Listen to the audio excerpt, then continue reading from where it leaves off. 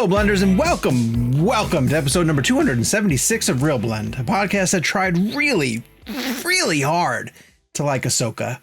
My name is Sean O'Connell. I'm the managing editor here at Cinema Blend, and I am joined hold on, before I get to the introductions. You'd think I would know how to do this after a while. Gran Turismo is hitting theaters, and we have our review. Rosario Dawson returns to the Star Wars universe as Ahsoka in live action, and we will give you our early impressions, although you might have just heard them.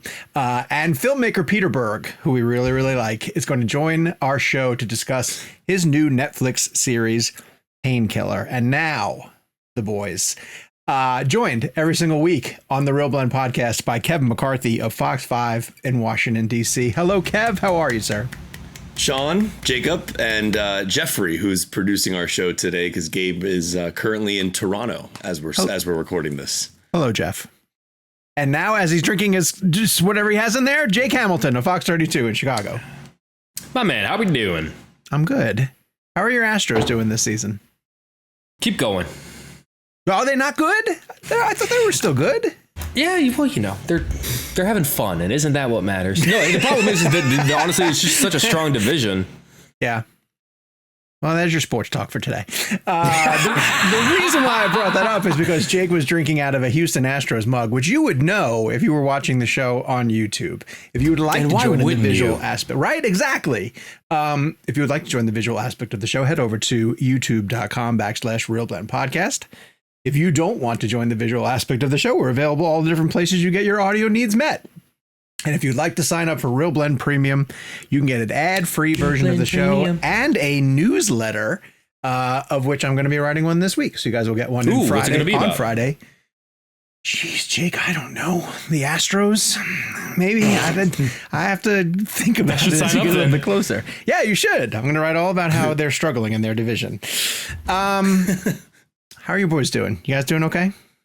Good, baby. Good. A little under the weather, but here for you guys. Yeah. Yeah. It's been a strange time, right? Because when you're going a million miles a minute like we were in June and early July, and obviously with the strike and the way it's affected everybody in all different forms of jobs and everything, but you're at a period of time now where we're not, Jake and I and Sean, we're not doing the amount of interviews that we normally do. So it's been kind of a strange adjustment. I mean, a lot of filmmakers are doing interviews, and that's why we have Peter Berg on which is interesting because Peter Berg is also an actor, as you all know. He was in Copland and Lions for Lambs and Collateral, Michael Mann. And so we had him on. You're going to hear the interview shortly because he directed all the episodes of Painkiller.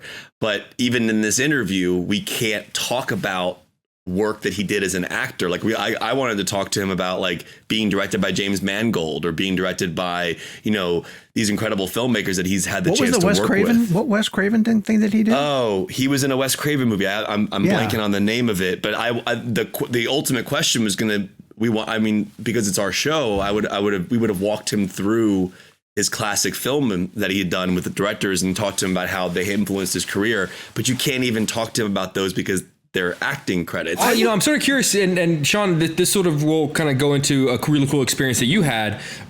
It's almost like going to the gym and working out a muscle that you haven't really worked out before, using a new machine that you haven't worked out, because we're still getting opportunities in a lot of cases, but sometimes you're just not allowed to talk about certain things. I did a thing with Andy Serkis a few weeks back, and Sean, you did a really cool thing recently with Michael Biehn, but you're in a position where maybe you can't ask that sort of stuff. And Kevin, obviously you guys having it with Peter Berg, it almost like requires you to almost think differently, like access a different part of your brain and approach interviews from a different perspective. And I have found an interesting challenge. Like, look, I'm not saying one that I want to, do for the rest of my life, but for the time being, it's been almost a really interesting, fun time to try to do different things. Like, Sean, how did the thing with Michael Biehn go? Well, it went well because I think that they, especially these people who do the circuit, and I don't think Andy Serkis does the Comic-Con circuit that often, these regional comic book conventions that like Michael Biehn, I think, goes to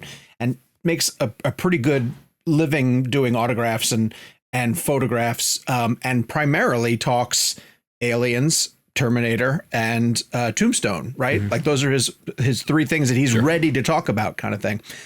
So instead, you're asking him questions that are related to the business and, how different auditions were when he got started versus how they are now, and getting his thoughts on streaming and how it's, and then what you'll hear about Peter Berg in our interview, the effects of artificial intelligence and how it's affecting how he's approaching the industry. But with Michael Biehn, and I know when you did Andy Serkis, he was staying away from all those topics. Biehn just like reflexively wanted to keep going back to his old titles. And I kept kind of like steering him away into more interesting things. So I don't know. I think they're all trying to figure out how to move forward with this as well, too, because Sean Astin was at this convention in Columbia, South Carolina, where I was at too. And he's a pretty big deal in terms of SAG and the negotiation boards. Sure. So I know he did a panel. I didn't get to go into it, but Michelle went into it, and she said all he talked about was like his Uber ride from the airport and what he had for breakfast that day. See, it's funny. I was given, I did the Andy Serkis thing for Fan Expo, and was given a list of pre-approved questions that was honestly, it was like, what are you going to eat while you're in Chicago? And I was like, oh, I'm not asking these. I'll ask stuff that abides by SAG-AFTRA rules, but you're not going to give me a list of like, what'd you have for breakfast and expect me to captivate 500 people with that. Right. Like that's, you gotta be able to do something other than that. And Andy Serkis is so hard because of the franchises that he's been involved in. Like there's so many things you could talk to him about. We've had him on the show. You can go back and listen to him. Friend of the show. So he asked about it whenever he met him backstage and gave him a big hug, and I'm assuming he was talking about you guys. He said, "How are the boys?" So the boys are good. That's terrific. I love hearing that. Awesome. All right, so we danced around. Well, it didn't dance around. We discussed in depth Peter Berg's work as a director, as a filmmaker on this Friday new Night Lights is one of the greatest sports movies of all time. It is, yes. And here he is with Taylor Kitsch, obviously, in Painkillers.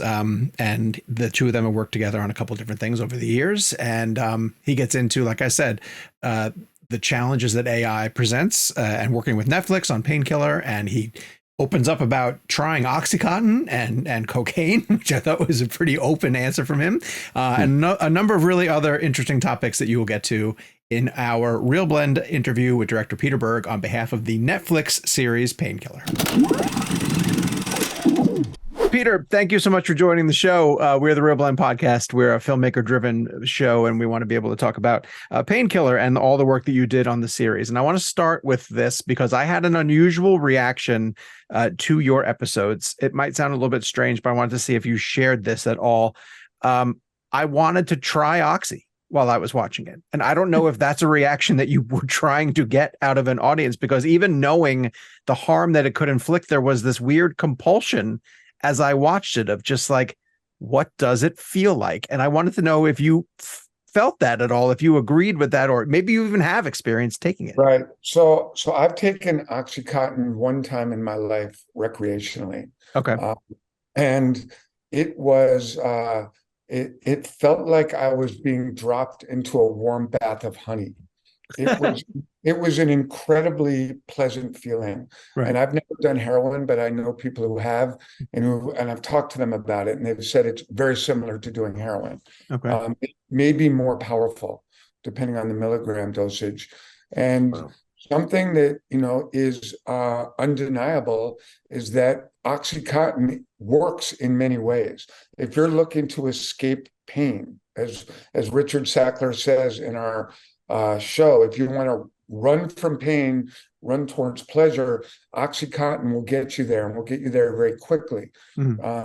And there are undeniably, appealing aspects to those feelings.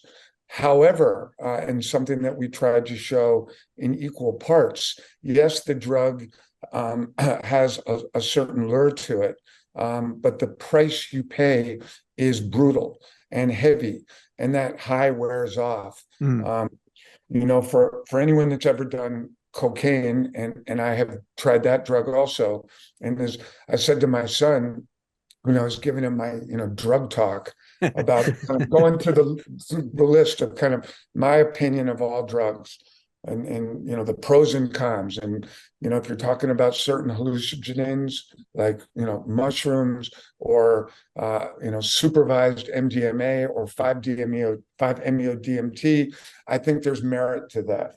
Cocaine, however, I said to my son, is the greatest drug in the world, bar none. You feel amazing, you're funny, you're alive, you're happy, you're sexy, or all of these things for about 15 minutes. Right? And then it drops. And then you do whatever you can to get back up. And again, you feel great for about 4 minutes. Right. And then it drops. And you try and get back, and it starts going below and below and below and below until you wind up in a deep, dark morass of hell and misery and self-destruction. And to me, that's, part of the opioid game. That's part of the opioid journey, that yes, for a moment you might feel good. And I did. And I realized very quickly after that one time, I don't want to go near this because it feels too good. And the price you pay when the check comes is what we saw the character that Taylor Kitsch plays, Glenn, who started and everything was great. And he had his life back for about a month. And then the spiral begins. Yeah, just to follow up real quick on that, Peter, Don't do it. Yeah, don't do it. Exactly. Well, is that what you wanted to ultimately communicate to the audience? Is there a way that you wanted to maybe communicate that feeling to the audience? Yes. I mean, I think, there's a scene in, I think, the 5th episode where the drug reps are all using oxy recreationally and they're high out of their minds, and it starts sort of spiraling into this twisted, euphoric, broken kaleidoscope of experience. And we're intercutting that with Taylor Kitsch's character trying to detox alone in a garage with a case of Gatorade. And it's I certainly do not recommend that people get into this drug. It is a very dangerous game to play with yourself. I think hopefully, one of the takeaways of Painkiller will be, thinking about whenever someone prescribes a pill that we put into our system, maybe you think a little bit about that pill and maybe who's making money off of you ingesting that pill. I think that's something I hope people take away. And I think also just kind of personal responsibility that we all share for, our children, for our friends, for our parents. If you know someone who's, gotten a knee operation and has been prescribed 30, 20 milligram pills of Oxycontin, you might want to check in on them. Kids today are getting into oxys and fentanyls and all kinds of opioids, and they're very hard to detect. And it's, our responsibility, I think, is not because big pharma is not going to be looking out for our kids. Right. We need to take extra measure to make sure that people are not getting tangled up in this very addictive and dark drug. Peter, I wanted to elaborate on something because you and I had spoken for the television press earlier this week. Earlier this week. You were wearing a tie. You were wearing a tie both times. I was wearing a tie both times. And one of the things that we talked about that I wanted you to elaborate on, because we have a longer form here, is exactly the quote you just brought up, this idea of, running away from pain, running towards pleasure. And one of the things that we talked about, you as a storyteller and as a director, is when you're directing material that deals with things like this, you're making entertainment, but at the same time, you're also making something that is meant to be important. It's supposed to give you messages in terms of that's what I love about storytelling.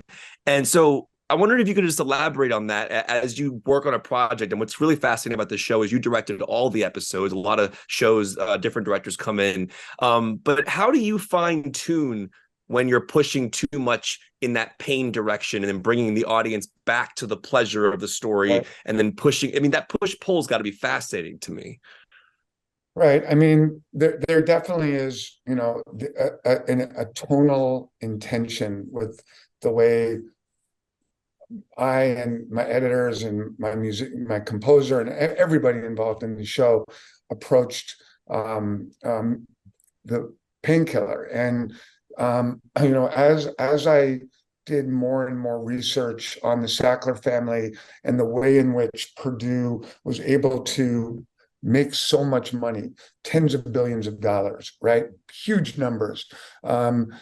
It the more I unpacked it and saw how greedy these people were, how transparent it was, if you just took even a slight look at their efforts at legitimacy, putting their names on museums, putting their names on medical schools to try and sort of say, hey, we're good, we care, while they're selling heroin in a little pill to you and the people in your life. The more I kind of learned about it, and we had a wonderful source book that we used, Painkiller by Barry Meyer, and he was incredibly informative, and that book is remarkable, and it sort of lays it all out. And to me, it read as a very dark, twisted, bizarre, absurdist story in many ways. It's absurd what they were able to do. It's evil and awful, but there was a wild absurdity to it. And I wanted to try and capture some of that and create a tone which I'm happy with, that took you into this absurdism that was experiential in that way, yet never got too far away from the horror of people dying, of children dying, of parents dying. And so that pleasure, pain, if that's kind of how you look at it, I don't know that I ever wanted there to be pleasure, when people to experience pleasure when they were watching the Sackler family, but I thought that it might be possible to create this sort of balance of two different tones, and that was something that was inspired by the whole idea, which goes back to a Buddhist theory, that man's suffering comes from his need to run away from pain as quickly as possible. So anything that makes us uncomfortable, a rough conversation, a breakup, physical pain, an emotionally challenging situation, we as humans want to stay away from that. It's our instinct, and run to whatever feels good. Right. Give me a drink, give me a pill, let me buy something online, whatever it is. That's the nature of so much of the suffering that we all go through. So we're so scared to live with any pain that, give me a pill, I don't care, I'll take it. Right. It's going to make this go away.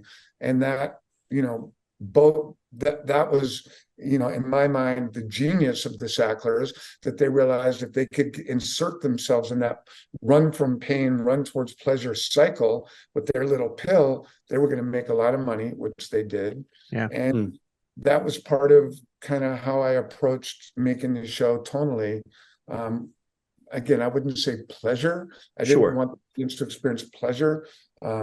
There's legitimate anger in all of it. I'm angry. We as a filmmaking team, Noah and Micah, the writers, were angry. Eric Newman, our executive producer, who pulled this all together.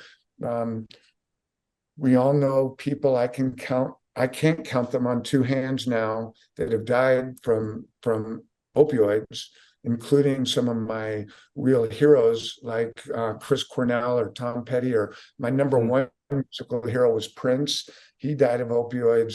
There's no desire to bring a lot of pleasure with this story, but the pleasure pain cycle is real. As a quick follow-up to that, and one of the things I find fascinating are the stories that you have told in your career: Lone Survivor, Deepwater Horizon, like stories that deal with tragedy that we go to the theater and watch, as films. And I don't want to use the word entertainment, but you're dealing with very serious subject matter and giving us these stories. But at the same time, that to me is so fascinating that you have to toe that line where I'm watching Lone Survivor and I'm blown away by the filmmaking of it and what you're doing with the performances. But at the same time, we're watching a really tragic story that, about heroism. And I just, that to me is just interesting how you find that tone. It's definitely a challenge. And like Lone Survivor, Deepwater Horizon, Patriots Day, these were all real events. Patriots Day, the Boston Marathon bombing. And, part of the process of making a film like that and writing those scripts is going into the communities, Boston, Louisiana, and in the case of Lone Survivor, into the Navy SEAL community, which is, I'm sure you can imagine, is a pretty intense community to come into and say, hey, I want to tell the story of something that really happened. People are concerned about tone, and about, are you going to cross a line telling a real story in the service of entertainment? And what I've said many times to family members of people who've died, when I want to, get their blessing to try and tell the story, is that I do believe there's a line, a line that if you cross, you've crossed it, and it diminishes the work and diminishes the lives of the people who you're trying to respect.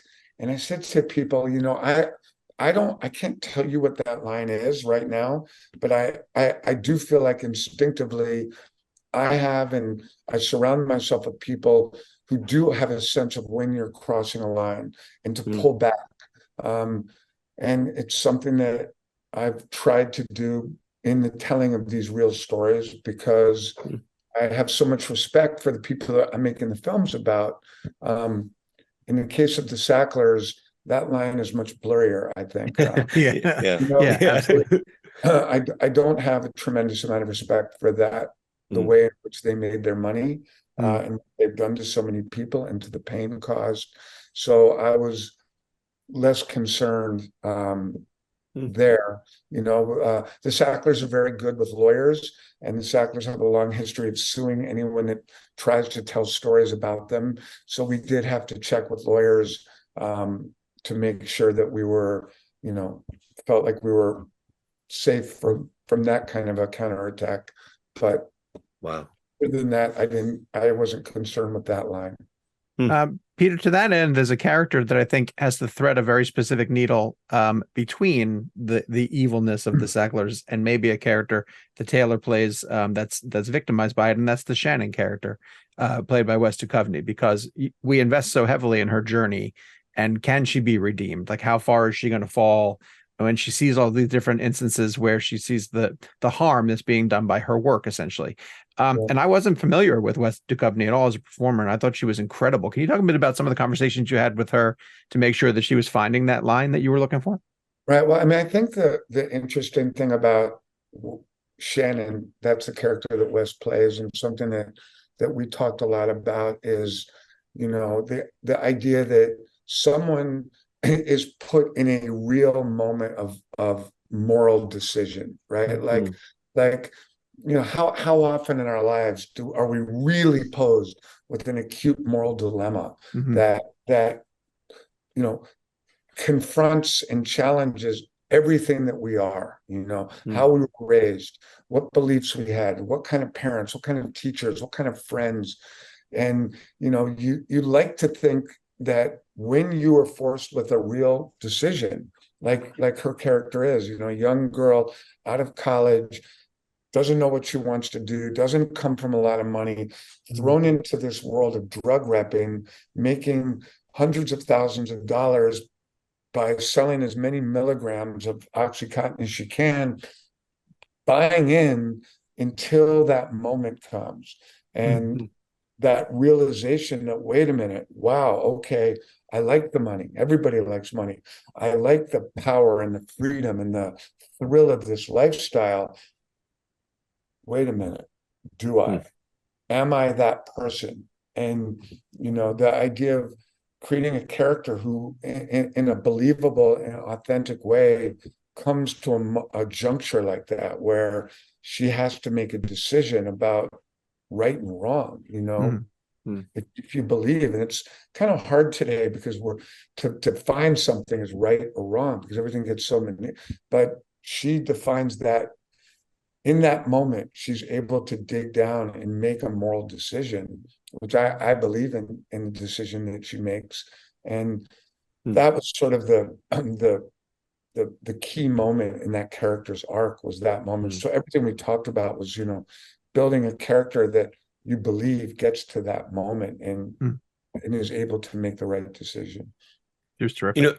Peter, last year, I think, marked about 25 years since your filmmaking directorial debut with Very Bad Things. And what's fascinating to me is, I mean, your career is incredible. I mean, I know we can't dive into certain aspects of it now because of the circumstances that we're in, but in terms of the filmmaking that you've done, it is truly extraordinary. The range of genre that you've played in. I mean, one of my favorite movies of yours was The Rundown, as I mentioned. But when you look back at that first feature, I wonder, what you still take from that experience, maybe mistakes or things that you learned as a filmmaker that you go, I'm still applying now in something like this, because it's just, I mean, I know it's a long time ago. I'm just curious what you remember about that. When I made my first film, Very Bad Things, I wrote that script in a very short period of time, based upon some experiences that I was having in my life. I was not in a great mental place. I had a friend who committed suicide, and my marriage was coming to an end, and I was sort of at a place where I was like, what is happening? Kind of like, you think you do certain things, you make certain ways, and you're going to have a certain expected outcome, and it just doesn't work out that way. And I wrote Very Bad Things kind of in that mindset very quickly, never thinking anything would happen. I never made a movie. Sent it out to a couple of actors. Cameron Diaz said yes. Christian Slater, who at that time was at the top of his career, said yes. And the next thing I know, I was on the set making a movie. Wow. And I was so green and terrified because I had no idea what I was doing. And that manifests itself generally as defensiveness. So I would pretend that I knew what I was doing whenever anyone said anything to me. And literally people would come up to me and, I'd be on the set and I didn't really know what I was doing. And people would say, good morning. And I would say, go fuck yourself. What does that mean? What are you saying to me? And they're like, I'm saying good morning. And I'm like, no. Like, I was so scared. Oh, wow. And, I think I was lucky, and I think about it, that I had a really compassionate crew who knew that I was scared and gave me the room to be that kind of insecure about the whole thing without fighting me, and yet they guided me, and they're like, no, Pete, we're actually just saying good morning, and we hope that you have a good day and good luck. And I think as I continue through my career, everyone has self-doubt, and when you're trying to make a movie, you're kind of pulling this giant lie over people. Like, I'm going to make up a bunch of stuff, get a bunch of people who are going to pretend to be other people, put it together and present it to you, and you're going to have an emotional, connection to it. And I believe there's every director, if you ask Chris Nolan deep down inside when he's making Oppenheimer, when he's in the middle of that process, if he knows for sure, he doesn't. No one does. And so much of filmmaking, I've learned it over the years, is having confidence, being collaborative, surrounding yourself with good people, doing your prep, and having confidence. And you never know how something's going to come out. But I've gotten much better at not telling someone to go fuck off when they say good morning to me. I'm going to start doing that, I think. Going the other way. Just as a quick practice, say good morning to me. Watch. Good morning, Peter. How are you? Good morning. I'm great, thank you. How are you? Much better. I'm better. Vast improvement. You've grown a lot since Very Bad Things. No, just a quick follow-up, because as you entered the room to do the interview with us just now, Sean and I were having a debate about the Oppenheimer box office, and I genuinely was just curious from your perspective as a director, when you see a 3-hour R-rated historical drama making possibly $900 to $1 billion. What does that tell you about where we are in the industry, especially with the Barbie success? I'm just curious to get your perspective on that those two films and what they've been doing at the box office. I mean, it's fantastic. I love it. It's great for all of us in this business. There's been so much doubt and speculation about the streamers and the death of cinema, and that COVID reinforced that, and theaters are shuttering, and all that stuff. And to see that theory decimated with two films, I think is fantastic. And it's just, we were talking at the beginning about Oppenheimer, and it's like, well, yeah, if you take a real master filmmaker and marry him to, arguably certainly one of the most important and vital humans to ever walk the planet, Oppenheimer, put them together, their potential is there. And to see it come to fruition is good for anyone in our business. Yeah. Peter, I want to ask you about this because I've always admired Ron Howard's ability to switch back and forth between feature film and documentary. I've spoken to him a couple of different times about what he learns from each of the different formats that he applies from one to the other. And you've been doing this now recently with the Chris Cornell work, and I know you have the Rihanna one that's coming up. I believe that you're in post-production on that. What are you finding in terms of, like, how come you're going after some documentaries like that? Is it the subject matter that appeals to you? Is it something that you wanted to try to flex a different muscle on? And how is it helping your feature film story? Right. So I mean, I've always loved documentaries. I've made lots of them, and unscripted television series. I've done several of those. A couple of things. One,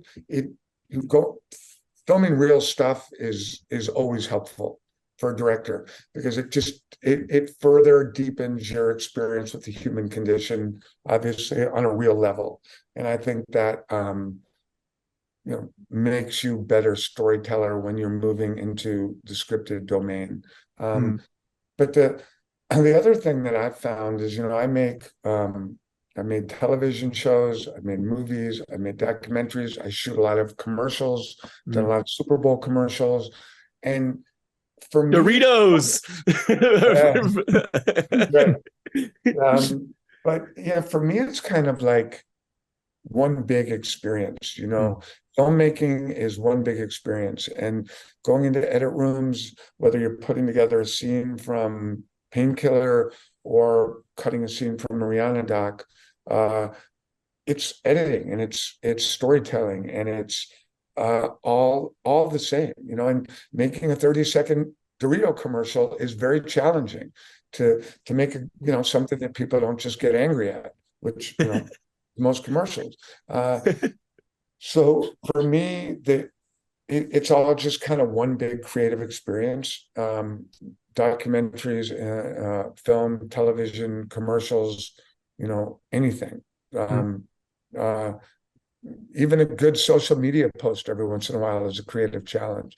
I try to stay away from that, but I just love all of it, and I feel like it's one big ride for me. That's very cool.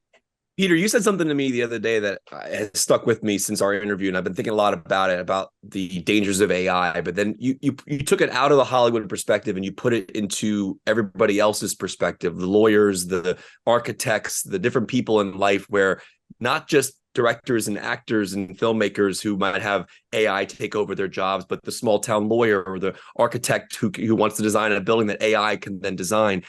And I think a lot of the conversation that you and I and Sean are having right now is about the human experience. Everything we're talking about right now is about the human experience, the show itself, human emotion, things like that, things you can't get, or in my opinion, replicate through AI. But as a storyteller, can you talk a little bit about that human aspect and why that is something that is so important, and why that is, that is such a massive threat to this concept of, like, if Painkiller was directed by AI, I have no doubt that I would not be able to feel it. It wouldn't understand the pleasure pain aspect. But I'm just like, it's such an important tool. Like, I can't believe people. You said you're getting emails from companies asking you to come check out things about writing, and I'm like, that's insane to me. Yes. Well, look,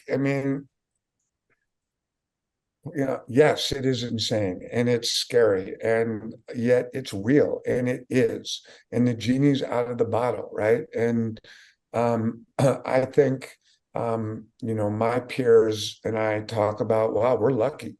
We're going to get through this with human beings writing stories and human beings acting them, and the expectation of audiences being that we want human soulful experience. And yes, I think that's great, and that's all I know. But the reality is there's going to be a whole generation coming up, maybe behind the 20-year-olds today who might feel very differently and might, depending on where AI, technology is in 10, 15 years, and based on what I'm seeing, it's moving so fast. Yes, I just got 2 weeks ago, I told you, an email from a company in Texas that did a whole demonstration and wrote an AI script and showed us how to do it, and have a really disturbing and chilling demo video of their AI writing a script. And the script sucked, didn't make sense, and had no emotion. But check with those guys in 2 or 3 years. I don't know. And the fear and the concern is real. I don't know that there's anything that we can do to stop it. And like I said, when we were talking about architects and accountants and clothing designers, and there's so many jobs that are, if you start looking at who could potentially be in the scope of AI, under the rifle scope, whose jobs are in jeopardy, almost everyone is. There's Billy Ray does a great podcast about the strike on Deadline, and I don't know if you guys heard it. He interviewed an AI. And did you hear it? No. Listen to it. He interviews an AI, and you should go watch it immediately after we're done with this. Wow. The AI starts talking about how it could be a better CEO than David Zaslav of Warner Brothers, right? Right. Who's on the other side of this strike. And the AI explains, if the responsibilities of a CFO, a CEO, could be easily performed, that the goal is to maximize profits for the shareholders and let an AI make all the decisions and run the company. Wow. So nobody's necessarily safe or immune to this, as far as I can see at this point. And it is what it is. And I am thankful that I can still work with human beings and writers and, cinematographers. I've had a group reached out to me and showed me a demo of storyboarding, AI storyboarding, where you give them a script, and within 5 minutes, the AI is shot listed, visual shots for every shot in the movie, right? Now, Wow. these were very basic shots, wide shot, close up, but they were shots. And it's not hard to imagine 2 years down the road, if you say, AI, study 3 Marty Scorsese films and the visuals, and give me storyboards for those, based upon the influences of Marty Scorsese's films and a cinematographer, then an AI will be able to read the script, give you the shots, create the shots, submit those shots to a producer. The producer hires a film crew to execute those shots. Oh my God. Those shots are then put into an AI editing program, edited, per shot list that's AI generated, scored by an AI simulated composer, and there's your movie. So, my mind can go to these places, and there are certainly people out there, generally, I find younger generations, who are all about that. And that is what it is. Peter, I wish we had more time, but we will definitely tell people to go check out Painkiller. It's a terrific show. Congratulations on it. Appreciate it very much, guys. Have a great day. Good morning to both of you. Go Good fuck yourself, Peter. Thanks, Peter. Bye-bye. See you, Thanks. Bye.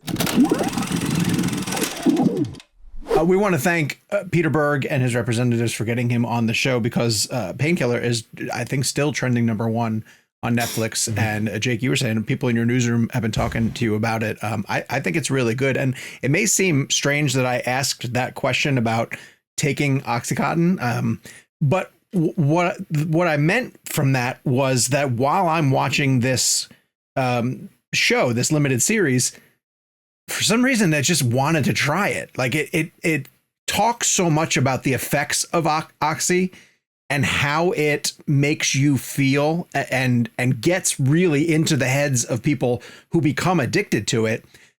It's so effective in that instance that I was just like, part of me was just like, I just want to see what it feels like. And then he talks about it feeling like a warm bath of honey that you get lowered into. And that made me want to try it even more because that sounds incredible.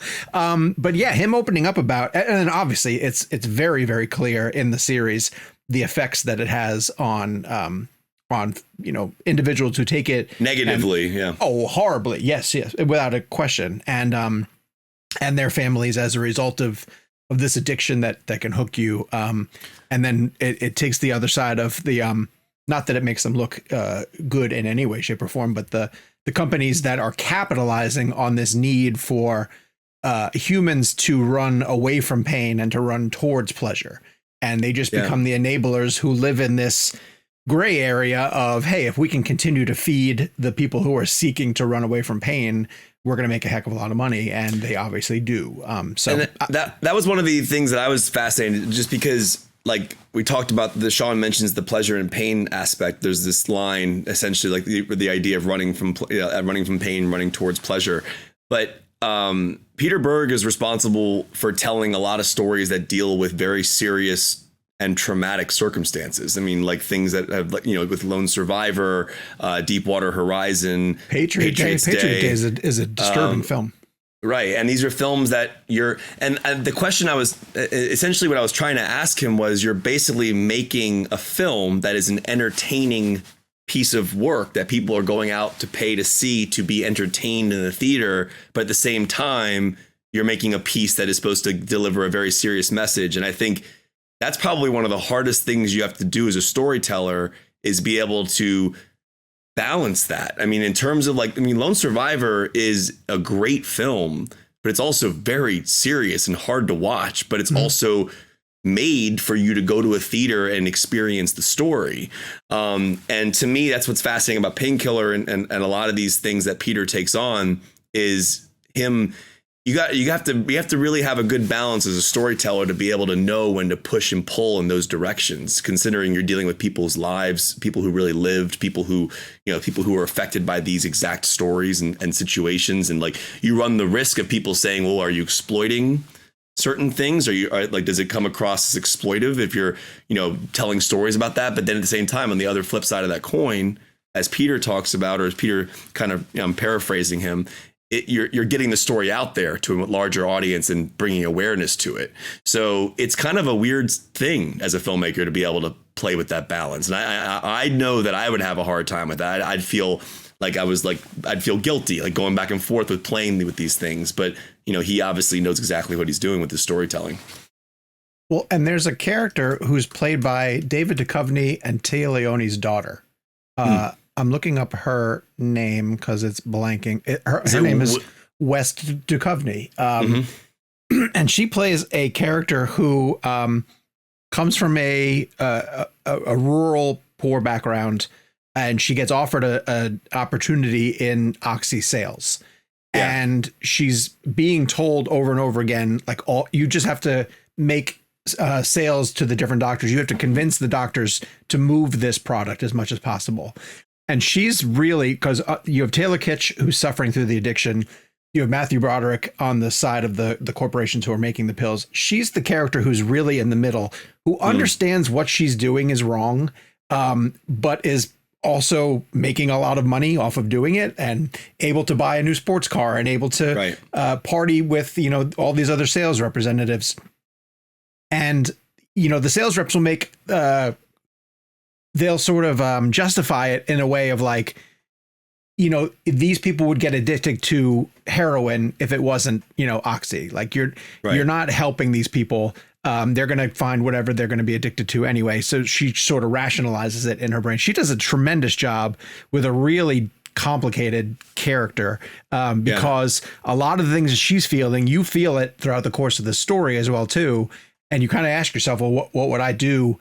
Because she's not seeing the effect on the people, but every once in a while she'll get a glance of, I guess so. Yeah, I guess she's the surrogate for the audience. Because you're basically kind of like going back and forth between the two. It's also important to note that this is a rare occurrence where Peter Berg directed all the episodes. Yeah, I'm glad he did too. Yeah, and so because again, and I find this fascinating, because a lot of famous TV shows, and again, this is not abnormal, like Stranger Things, all these big shows, they have different directors who pop in and out. I think Sean Levy directs the same 2 episodes of every season of Stranger Things or something like that. Yeah. And so what's interesting about this, though, is Peter Berg. It's basically you're telling a 6-hour plus movie, essentially, is the way he looks at it. And it's like that to me is interesting, because if you watch shows that have different directors who step in, you can feel the voice change if you look really closely. And I think that recurring voice of Peter's storyline, especially dealing with subject matter like this, you wouldn't want other people to come in and, play around with tone, especially if you have a different film. Because Peter Berg's storytelling style, or whatever you want to call it, is, he has his own voice as a storyteller and a filmmaker. And what's crazy about it is, like, this is 20 years or so since The Rundown, which is probably my favorite movie he made, with The Rock and Sean William Scott. So Christopher Walken. That's a really, really great movie, The Rundown. But his career is really interesting, because one of the things I thought was really cool too in the interview, he talked about his first film, Very Bad Things. But Sean opened up the interview with a question that just to hear his answer on that was really fascinating. It also gave, in my opinion, for Peter to talk about his life and his own experiences, gave validation to the concept of someone who could tell that story. Not that you would need to do that drug to tell that story, but it does give you some type of authority. Absolutely. Correct. Yeah. I mean, it's like if someone's playing an alcoholic and they've been an alcoholic in their lives, they probably will find a different window into that. Because like Bradley Cooper, for example, with Stars Born, he's sober now, but I guarantee you Jackson Maine. And again, I know it's acting and people can create these characters and create these things about them. But when you go through something in your life, it is easier to tap into those things and find sympathy and moral aspects to those characters. So that's why we excused it when Christian Bale killed people in preparation for American Psycho. Right. It's part of the process. The sacrifices we make for art. He's method. He's method. Well, I actually do have a question. I know we're joking about Christian Bale, but in the end of American Psycho, this is a totally sidebar, but I'm picturing right now Gabe just going, giving you the spiritual rap. I'm fascinated. Go. Do you think he killed those people or no? That's a great question. I think it was in his mind. The two, and I think I think he really did. I think he did, and the purpose of the ending is sort of a testament on just America and America being willing to sort of push stuff aside for corporate greed. Because granted, it's been probably 10 years since I've seen it, but isn't the idea that they get back to his condo, and the condo there should be blood and bodies everywhere, but the realtor is there. Yeah. And it implies that maybe she cleaned it up because the property was so valuable that she wanted to sell it. And to me, kind of. And there's other examples of people who overlook things that he's saying because they're so self-absorbed kind of thing. Yeah. And I feel like that's sort of the message of what the movie is it's kind of that question of well, who is the actual American? Granted, it's the guy with the axe, but different definitions of. We're getting this is from our producer message. So writer-director Mary Herron confirmed he did, and it was meant to be more of a concrete answer. Okay. So that's from our producer Jeff. We're doing our own little pop-up video. Remember that? Remember pop-up video back in the day? Pop-up video. Well, it was clear in the book that he did it. I mean, the book didn't mince any. I've never read the book. The book is there's a death in the book that deals with rats that I think is one of the most. I can't arguably one of the most disturbing things I've ever read in my life, and thankfully it was not in the movie. It might be the most disturbing death I've ever read, next to Chuck. Who's the guy who wrote Fight Club? Chuck Palahniuk. Yeah, he wrote a book of short stories, and he told the story about Haunted. Yes. Yeah. Remember that? Remember the story about the kid or the dude in the pool? Yeah, that was the opening story. It's basically a very R-rated or NC-17 version of Canterbury Tales, where people isn't it sort of again, it's been years since I've read it. Isn't it a bunch of hostages in a room and they all have to tell the most disturbing tale that they can? And every chapter is a different disturbing story. But the one that you're talking about, the one with the pool, is the opening. It involves jets in the pool. Yeah, I mean that. different kind of jets. Yeah, that and the thing from American Psycho are probably the two things I wish I could unread. Dude, I don't know when I read American Psycho. I was a teenager, I believe. So you're going back 100 years. Oh, and you still remember it? I still remember it. Clear. Okay, you're making me want to read it. All you have to do is say Jake. rats, and I'm horrified. I'm horrified. Jake, it's probably the most. Is it similar? I've read a lot of about a bucket where they like heat up the bucket. No. We can We're text gonna leave this at this. Okay, I'm gonna read it. You've got me intrigued. You've got me intrigued. All right. Something slightly less painful is Ahsoka. The first 2 episodes of the new Star Wars series. Jake, why don't you kick us off? Because you're our Star Wars guy, and you got through. What'd you watch? The first episode? Yeah, watch the first episode. Look, I think it's incredibly well made. I think it is really high quality Star Wars. It is also Star Wars for people who watched Rebels. It is very much a gift for those who were fans of the animated series. I found it to be, not that I couldn't follow it, I just felt like I couldn't emotionally access it because I didn't watch Rebels. They put lines in there that give you what you need if you're not familiar with the characters. That sort of kind of give you the sort of the cliff notes of like, look, this is person A's relationship to person B. This is both of their relationship to person C. And so in that sense, I was able to follow along, but I also felt like what I would imagine it would feel like for someone to jump into Empire Strikes Back without having seen A New Hope. Not saying you can't follow it, but it just doesn't mean as much to hear I Am Your Father when you haven't seen everything that led up to that. So I'd had a very emotionally detached feeling from it. I found the pace to be incredibly slow. I found the editing to be strange because it really felt like, I don't know if you guys noticed this, that a character would say a line and then there'd be like a beat before cutting to the other character from them to respond. And then there would be a beat. And I just kept thinking like, what are you all waiting for? Talk to each other. I felt like they were trying to pad the run because Disney Plus has been under so much fire for like their shorter run times. It felt like they were trying to pad the run times. Padawan the run time. Yeah. So yeah, look, it just sort of feels like, it's on me. It's my fault. I didn't watch Rebels. But then again, I also don't feel like you should have to do multiple seasons worth of homework in order to be emotionally attached to a show. If you want to add stuff in there as the benefit for people who did watch Rebels, I think that's fantastic. But I don't think it should necessarily be a prerequisite. But to each his own. I'm sure there are a lot of Star Wars fans who are screaming right now that this is what they earned and this is what they deserved. I consider myself to be a Star Wars fan, and I just sort of by the end of the first episode just went, okay, all right, I guess that's. You didn't have to watch Rogue One to appreciate Andor. Andor was still interesting in and of itself. Okay, that's a great point.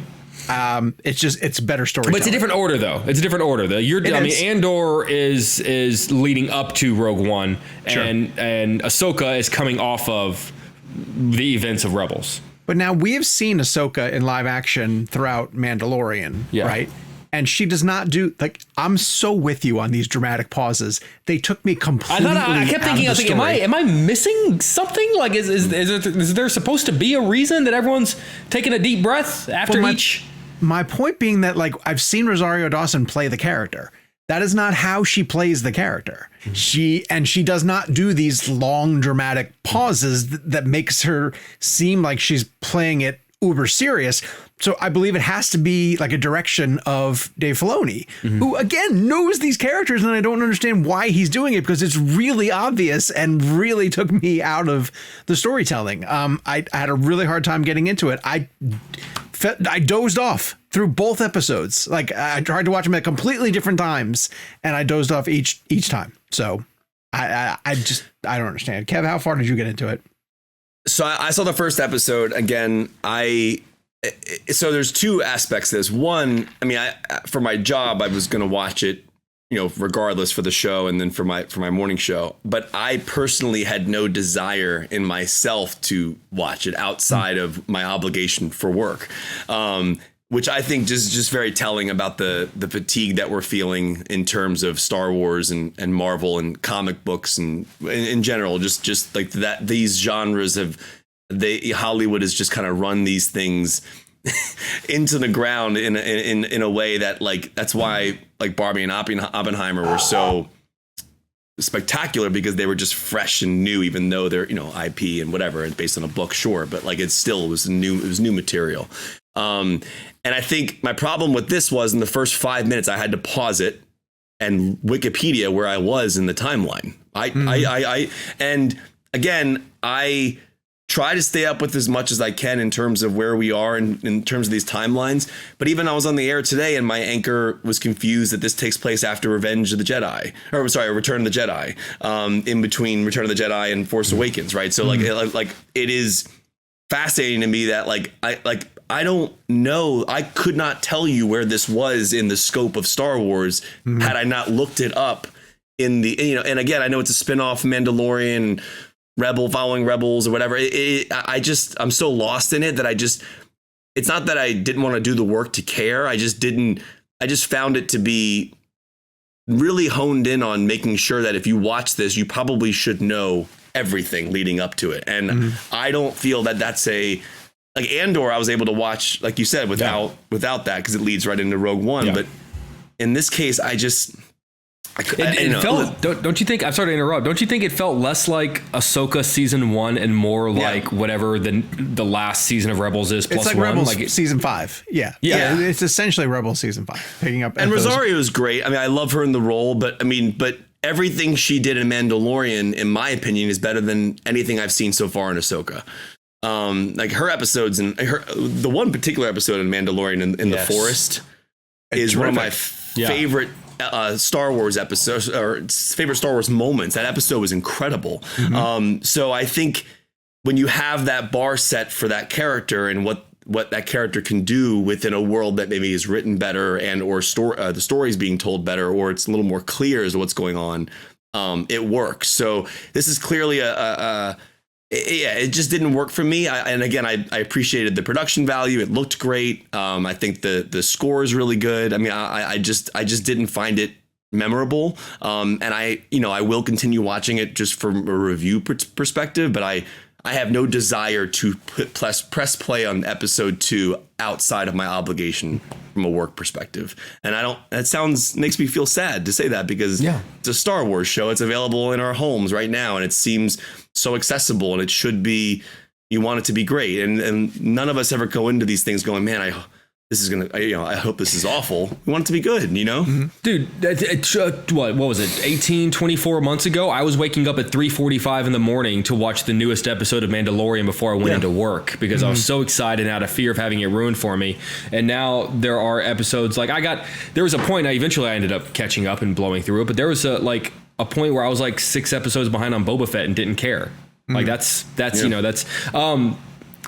is going to sound, it's topical because of the trailer release that we saw this week. Rebel Moon looks like a better Star Wars movie than Ahsoka is.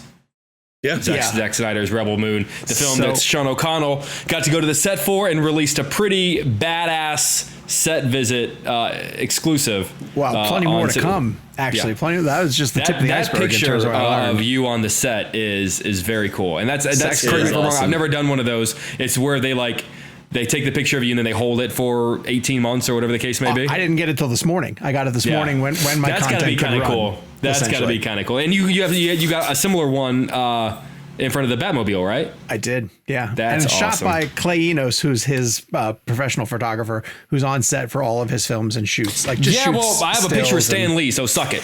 Oh, you do, and I hate that picture so much because I never got to meet Stan. Rebel Moon, just a detour briefly. Zack is not necessarily hiding the fact that it's his Star Wars. Sure. But he's making an R-rated Star Wars. Like Ed Skrein, who plays one of the main villains in this, has called it Star Wars with sex and violence and R-rated language, essentially. And I was like, oh, great.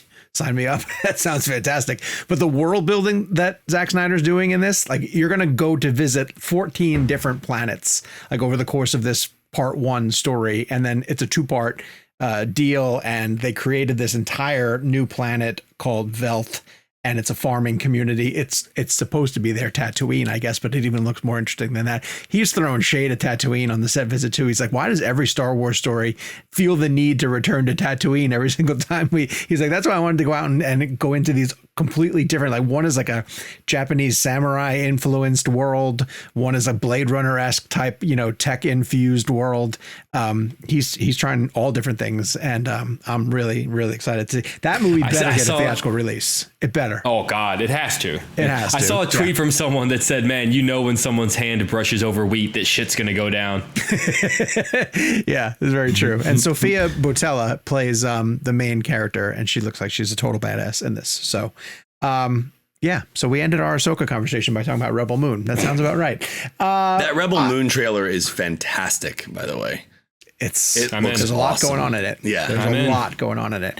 It's a long trailer, though. It's a long trailer. It's a long trailer. It's like 3.5 minutes. Yeah, he shows off a ton.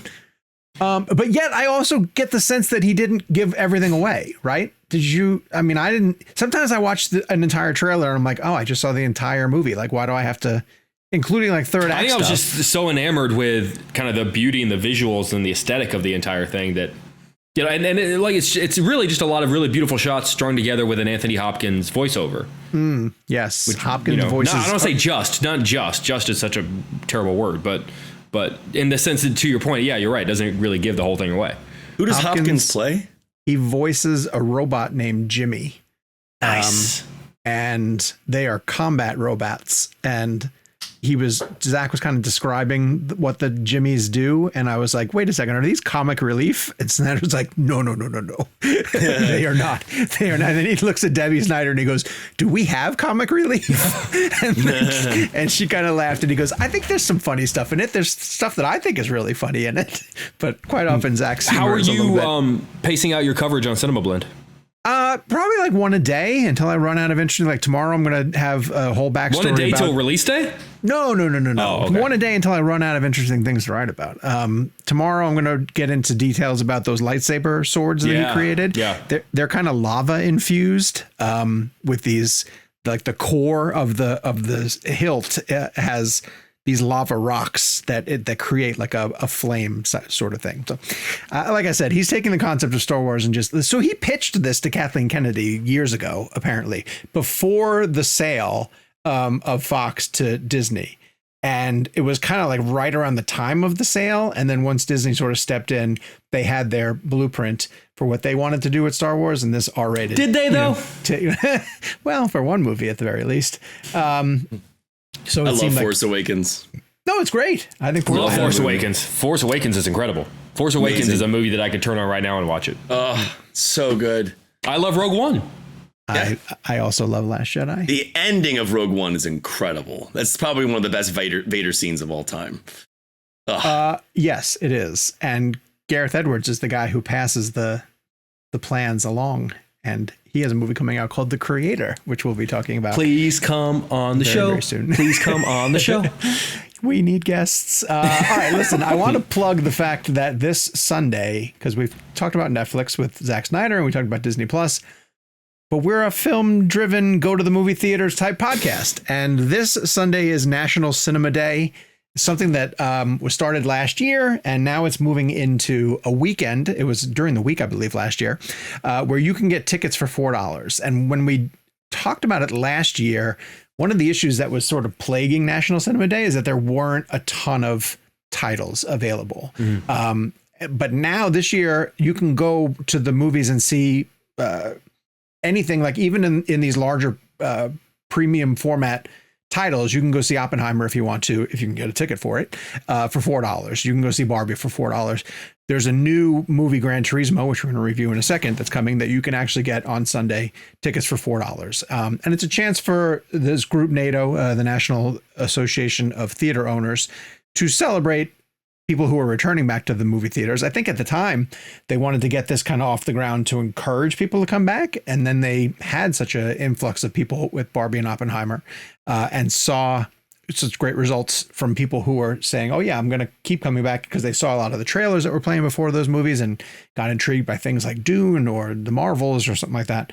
And but they already had this program in place. And so we just wanted to put it on everybody's radar about the fact that this Sunday, and it's advised that you potentially pick your tickets out in advance, because especially if you want to see something like Oppenheimer, Kevin can tell you that these theaters are still full, as people are going out of their way to continue to see this movie. So if you waited this long to catch the new Christopher Nolan, or you want to go see Gran Turismo, which again we're going to talk about, go to nationalcinemaday.org and you can look for showtimes in your areas. You guys have been going out of your way to, Kev, you've been specifically going to the theaters more often. Are you seeing an uptick in terms of like audience sizes? Oh yeah, I mean I've seen Oppenheimer 7 times now, and I think I'm going for an 8th time this weekend. I went to a 10 a.m. or 10:30 a.m. on Sunday, and it was packed. I would lose my shit if like one day Kevin was like, I went and saw it for the 8th time, and on the 8th time realized not that great. No, it gets better. It gets better every time. It gets better every single time. It's a different movie every time. Can I say something about National Cinema Day? See that? Yeah. So yeah, please, Jakey. One of the cool things about it isn't just that you get to watch movies for $4 if you want to, which is great if you have a family. They're also bringing back a lot of movies to the big screen that haven't been on the big screen in a while. And one of them is Jurassic Park. They're bringing Jurassic Park back to the big screen for the 30th anniversary. And I was looking it up. Jurassic Park obviously released in the summer of 1993 when the average ticket price was $4.14. So you can go see Jurassic Park for the cost of what it would have been to see Jurassic Park whenever it came out in the 90s. That is very cool. There's your fun trivia for the day.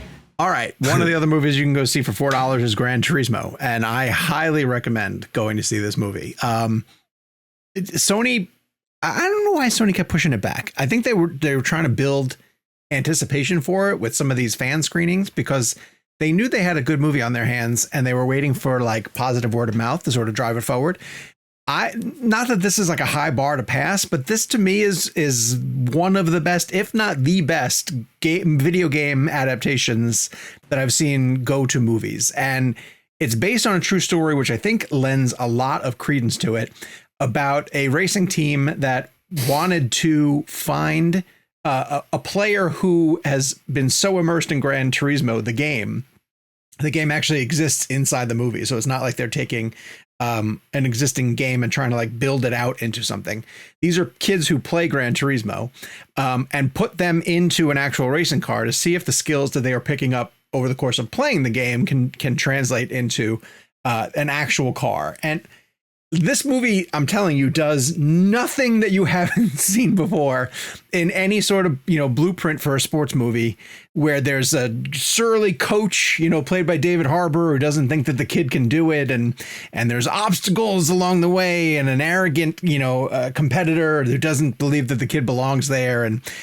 But for some reason, man, it just works. Like it's fun and really exciting. The racing scenes are incredible. Neil Blomkamp, who did District 9 and also Chappie, has directed this and did a really, really great job of blending the people playing the game and then transitioning it into the car.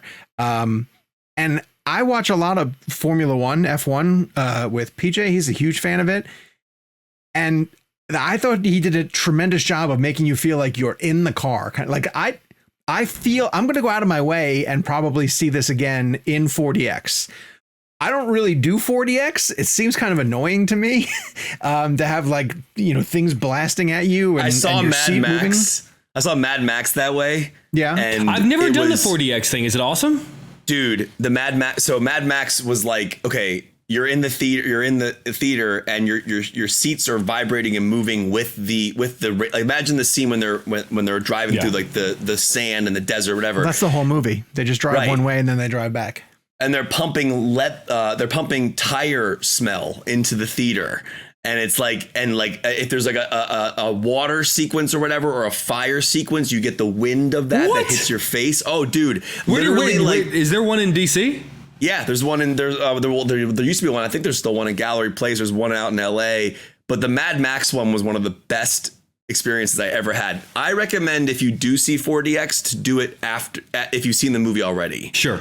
Basically, like, see the film normally first, but then, like, for a film like Gran Turismo or a film that you think might be a fun ride, like Top Gun would have been really cool. Oh, because you would have felt it. But like, it's smells, it's water, it's air, it's movement, it's vibrations. It's like, it's really, and it's all timed exactly to the movie. It's literally timed.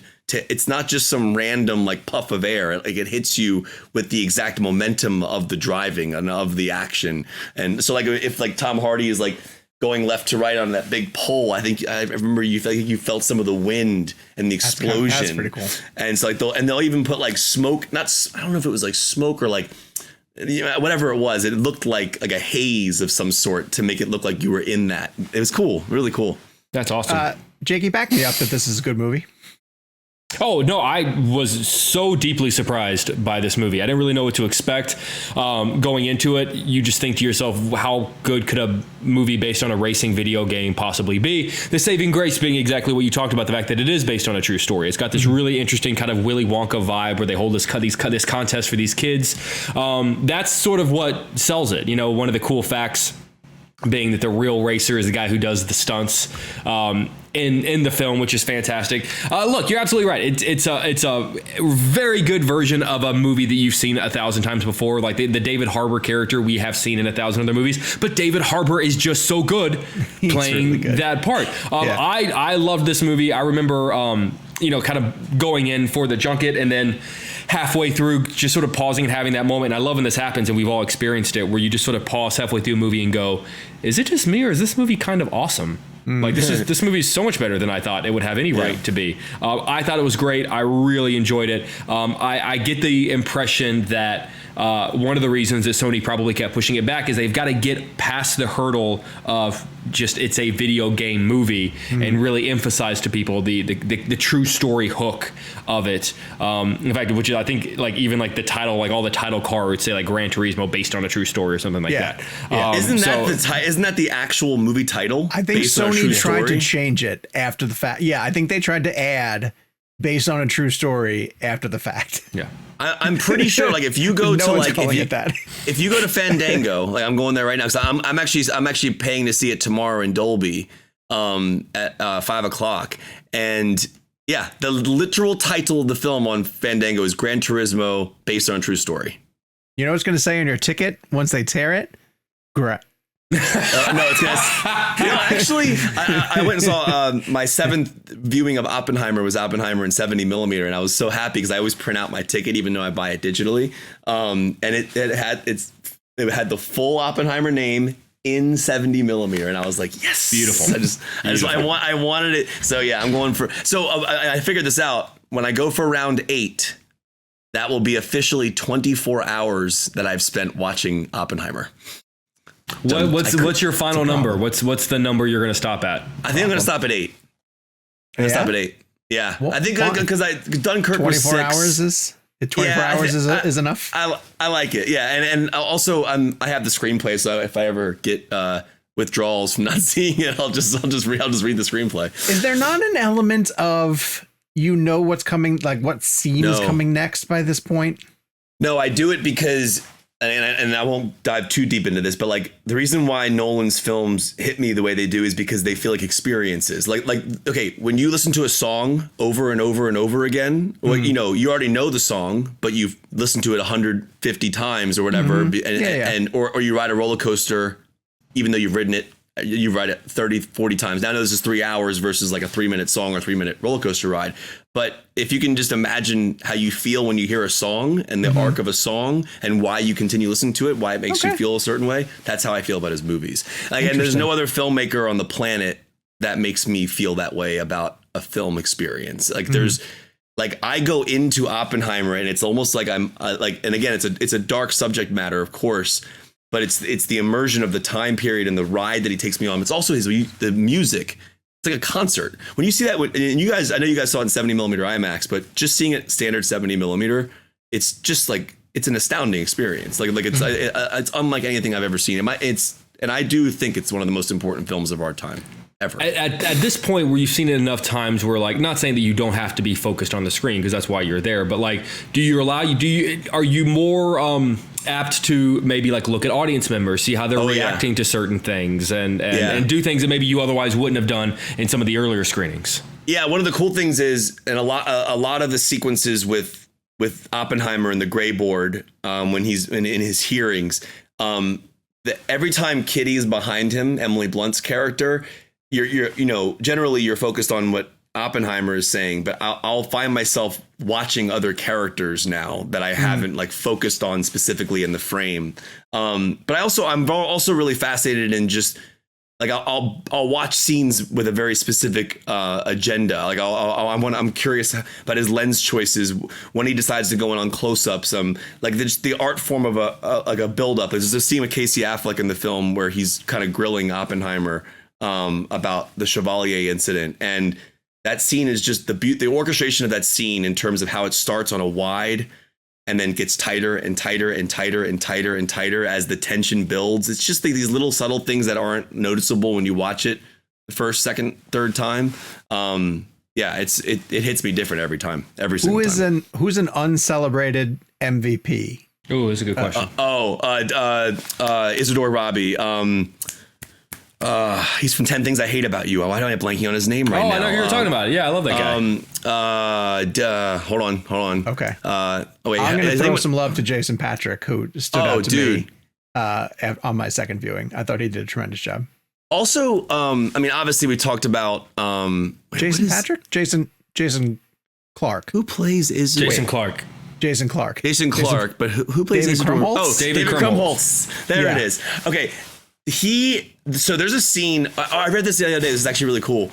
I read this before I went into my seventh viewing, and I hadn't thought about it this way. If you look at Oppenheimer as a 3-act structure, the first act is an origin story. The second act is the heist movie, and the third act is the courtroom drama. So the origin story of Oppenheimer, what builds him to get to where he is. The entire second act of the movie is like him getting the team together to pull off this big thing, right? It's essentially like a heist idea in that team in that of concept. Communists.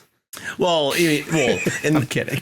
No, but then also the third act with the courtroom stuff. It's like there's 3 genres of filmmaking in that one movie. It's really kind of cool. Also, Josh Hartnett, I think, just crushes. It's a phenomenal performance. It's just I can't tell you how much that film, what it does to me in those 3 hours. It's a very immersive, visceral, interesting experience that I also think is very human. And it's also something that we should be thinking about a lot more. And we're not, because we're so inundated with everything else. I want to pitch something to you guys that I read that I actually think is really true, because they talked a lot about, they were starting to predict the Oscar nominations that Oppenheimer would get, and the 3 names that keep coming up are Cillian Murphy, Robert Downey Jr., and Emily Blunt. And someone pointed out, we've gotten to a point where we almost take Matt Damon for granted because he's always so good. And they compared this argument to last night. Yeah. Well, listen to this. So the comparison was made, and I feel like this is 100% accurate. The comparison was made to Tom Hanks later in his career, where it's just like he kept turning in Captain Phillips and all these incredible performances and not getting nominated because there just comes this expectation of, well, he's always good. It's so like, and someone basically said like one of the worst things that like can happen for an actor is that like you're just so good so consistently that people stop celebrating when you're good because they expect it. And I think that's really interesting because they're right. Matt Damon is phenomenal in Oppenheimer. I had an entire argument with 2 of my friends last night at dinner about this exact discussion, because I was talking about, because Matt Damon's performance in Oppenheimer is one of his best. I just rewatched Good Will Hunting, so I kind of wanted to get a bit of like a juxtaposition between like, that stage of his career and this stage of his career. Oppenheimer on the first viewing it's not going to give you everything you need in terms of understanding everything that went into the performances of every actor on screen. So like, for example, one of my viewings, I really did focus a lot heavier on Damon. Damon's performance, it's the subtleties. It's his eyes. It's the way he looks at Oppenheimer. It's like there's like this moment where Oppenheimer says something to him about putting together the project, and all Damon says is he goes, what? Like it's so simple and it's so subtle, but it's so perfect for the character and so I don't know. Chris Nolan does a good job of allowing actors to have smaller moments that have such a bigger impact that we don't even know. So much is subconscious. So much of that movie is subconscious that you're not even like processing because there's so much going on and so many characters going on. But every time I see it, and this is not a joke and this is not a lie, it feels like it's 45 minutes long. It does feel really short. Yeah. It's so fast. It feels like it goes by so quickly. And I would advise everyone to go out and see it at least one more time if you get a chance. It's still playing 70 millimeter. It's amazing. Also, if you've never seen Jurassic Park, it's worth seeing on Sunday. There you go. Damon doesn't do movie star parts anymore. He does ensemble. He's part of ensemble most of the time. So he doesn't stand out, but he's the perfect glue guy. You know, he just holds everything together. If you cast the wrong person in that part, Oppenheimer, not that Oppenheimer is going to go south, but it might not be as effective. But Damon does exactly what he does incredibly well. And it's really great. 2 more MVPs. Alden Ehrenreich, who I believe is one of the only non-real people in the film. Really? He's a character. To me, he has the best line in the movie. Right, which is, you know, like they're more important. They were talking about something more important. Alden Ehrenreich, like, because his rapport with Downey Jr. I mean, obviously Downey is phenomenal. But who was I going to mention? Oh, Dane DeHaan. That character is amazing. Like the way that he performs that character it's just there's just a villain-esque aspect to the way he performs, the way he talks to Oppenheimer that I find really fascinating. It's amazing, man. And, oh my God, Benny Safdie. How are we forgetting Benny Safdie? Benny Safdie. But I mean, like literally one of the best parts of the whole film. He's incredible. All right. Anyway, Gran Turismo. So I love that Ahsoka turns into Rebel Moon. Gran Turismo turns into Oppenheimer. Yeah. How do you eventually we're going to talk about what we really want to talk about. Eventually. Head to the comments this week and let us know. I want to know a video game that you guys love that really deserves a live action adaptation, but hasn't Metal received Gear it yet. Solid, Metal Gear Solid, Metal Gear Solid. We know Jake's answer. Sorry. We've seen things like The Last of Us. So this could be, you could pitch it as a multiple episode television series, or it could be a 2-hour, Uncharted type action movie if you want. So tell us in the comments what you think should be next. And while you're down there, if you catch Gran Turismo, let us know what you think of that as well, too. We'll be back next week. In the meantime, yes, Kevin. Can I mention real fast? I went and saw Blue Beetle. Yeah, sure. Yeah. And I really liked it. I think that with the superhero fatigue and everything that where we're at right now, I understand that origin stories can follow similar circumstances in terms of how a character becomes the superhero. But what I loved about Blue Beetle was the family. Mm-hmm. It was the story about the family. It was his father. It was his mother. His grandmother had one of the best scenes in the whole film, which I won't go into. But she was awesome. Or Nana. Now, Gunn says this character is sticking around. Like Gunn says that this character could be part of the rebooted universe, which I find to be pretty amusing. I really thought that was it Sholo did a phenomenal job with the performance, because he really played the character perfectly. It was just the intrigue, the emotion, the responsibility of it, but also I don't know. And I'm not saying this is one of the best superhero movies ever, but I got to tell you that I saw it on a Thursday night with a packed crowd. People were clapping at the end. It just resonates really well, and I think the family part of it was really the thing that hit me. It wasn't even like really the action. Some of the action was really cool though, and some of the effects were really cool. I thought that George Lopez was great in the movie. You want to know why the family aspect resonated with you, Kev? Why? Because you love the Fast and Furious. That's true. Which is all about family. Yeah, there you go. I mean, and I thought it was fun, so I went and saw that. So that's why sometimes on the show, if the guys review something that I'm not reviewing or vice versa, it's because we're seeing it at different times. Like you were on vacation at a period of time where like a lot of stuff was being screened and junketed and stuff like that. Yeah. So like props to you for catching up. You know what movie Kevin saw on vacation? Kev, tell the people what you saw. Oppenheimer. He didn't see Oppenheimer on vacation. Oppenheimer was his vacation. Yeah, it's true. Exactly. It's true. All right. Follow us on social media at Jake's Takes, at Kevin McCarthy TV, at Sean_O'Connell, at Gabe Kovach. And the show is at ReelBlend. Until next week. Pay your artists. Pay your artists, for God's sakes.